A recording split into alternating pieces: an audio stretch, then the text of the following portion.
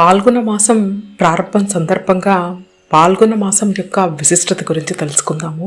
మాఘమాసం పూర్తయిన వెంటనే వచ్చే పాల్గొన మాసం వేసవికి ఆరంభంగా ఏడాదికి చివరి మాసంగా చెబుతారు. భాగవతం ప్రకారం పాల్గొన మాసం శ్రీ మహావిష్ణువుకి ఎంతో ప్రీతికరమని చెబుతారు. పాల్గొన శుద్ధ పాడ్యమి నుంచి 12 రోజుల పాటు పయోవ్రతం ఆచరించి శ్రీ మహావిష్ణువుకి క్షీరాన్నం నివేదిస్తే అభిష్ట సిద్ధి కలుగుతుందని శాస్త్రవచనం. పూర్వం ఈ వయోవ్రతాన్ని అతిథి ఆచరించి వామనుణ్ణి పుత్రునిగా పొందినట్లు పురాణాలు చెబుతున్నాయి.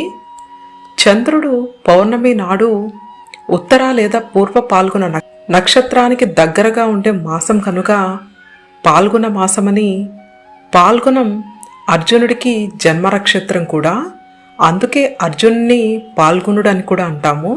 ఎన్నో ప్రత్యేకతలు కలిగిన పాల్గొన మాసం శ్రీరాముడు లంకకు బయలుదేరినది, లక్ష్మీదేవి పాలకడిల నుంచి ఉద్భవించినది, ధర్మరాజు జన్మించినది ఈ నెలలోనే అని, రామకృష్ణ పరమహంస, చైతన్య మహాప్రభు లాంటి మహోన్నతులు అవతరించినది ఈ మాసంలోనే అని, పాల్గొనంలో నరసింహస్వామిని పూజించే నరసింహ ద్వాదశి, లక్ష్మీదేవిని ఆరాధించే లక్ష్మీ జయంతి లాంటి ప్రత్యేక తిథులు ఎన్నో ఉన్నాయి.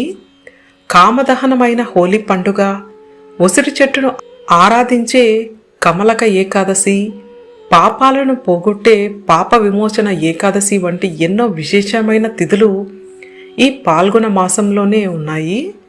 పాల్గొన మాసంలోనే కోరుకొండ తీర్థం, కుమారధార తీర్థం, ముక్కోటి వంటి తీర్థాలు కూడా జరుగుతూ ఉంటాయి.